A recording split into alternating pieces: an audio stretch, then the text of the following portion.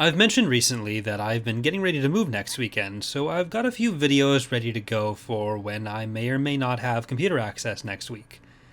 A lot of these videos have to do with looking into inconsistencies in canon and where they come from, covering some pretty broad topics. So I thought today it'd be fun to ease into that with a topic about how one canon inconsistency was resolved while making fun of fanboys at the same time, specifically with just how big the Viscount class is. There's not a huge amount of directly related official visuals for this one, so I'm going to be largely pulling from recorded footage from the Empire at War mod I run, Empire at War Expanded Thrawn's Revenge. Again, not an official depiction, but I think Saritzel and Bob, two of our artists, did a good job making our model look really close to the official sources, so it gets the job done for the purposes of this. The Viscount, and yes, it is pronounced that way, not Viscount, was introduced as a purpose-built New Republic supership developed by the Mon Calamari.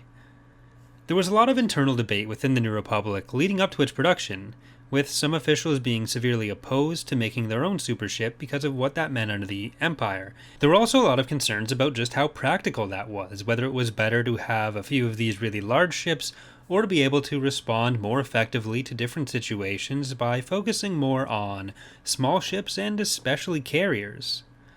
Ultimately, the danger posed by such ships during Operation Shadowhand, where the Clone Emperor returned with massive fleets of these ships in 10 to 11 ABY, or years after the Battle of Yavin, made the need for their own dreadnoughts clear, and production finally got underway in earnest on a Mon Calamari dreadnought, but also on finishing refits to make the Lusankya, a captured executor class from many years before, fit for active duty again as a military vessel. Up to that point, it had just been serving as kind of a research station. The result, after years of development and even more delays, was the Viscount itself, which entered active service just before the Yuuzhan Vong War. The start of Vector Prime, the first Yuuzhan Vong War novel, set in 25 ABY, Leia mentions that it had just been commissioned about 2 weeks before the events of the book. At least two others, the Bounty and the Krakana, were known to serve in the Yuuzhan Vong War, which lasted 5 years, although one was not fully complete. Annoyingly, there's multiple mentions of Corellian Viscounts as well, which is a whole other issue. Much like the original Executor and Superclass ships, there was a lot of debate and inconsistency over the years on just how big these new Viscounts were.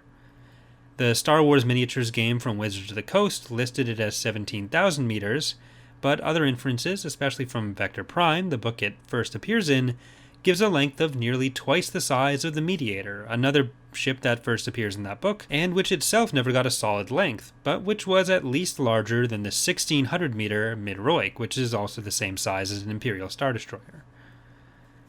Essential Guide to Warfare gave some solid numbers on the Viscount class finally in about 2012, specifying that the Viscount itself had been 3,000 meters, and that other members of the class, like Bounty and Krakana, were 17,000 meters.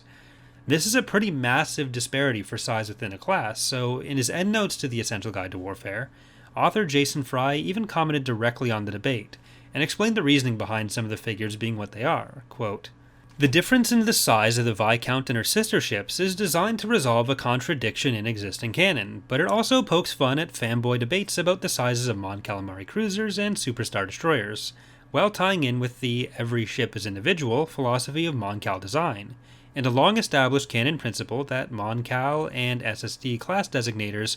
cover ships of wildly different sizes. I try to mention this in most of my videos on similar topics, but I always find it interesting how attempts at retcons are handled, and I don't necessarily think it's a bad thing that these exist. It's going to happen in such a broad universe made by so many people over about 40 years. Jason Fry's endnotes for Essential Guide to Warfare do include a lot of interesting things like this. He even mentions a couple ship classes that were almost combined by the guide, but because of the length of the book, they weren't able to get to everything they wanted to do. Either way, I hope you've enjoyed this quick look at a canon contradiction and how it was resolved, because there's going to be a few more coming. If there's anything else you'd like to see me cover, please leave it in the comments. Thanks for watching, and I hope to see you next time.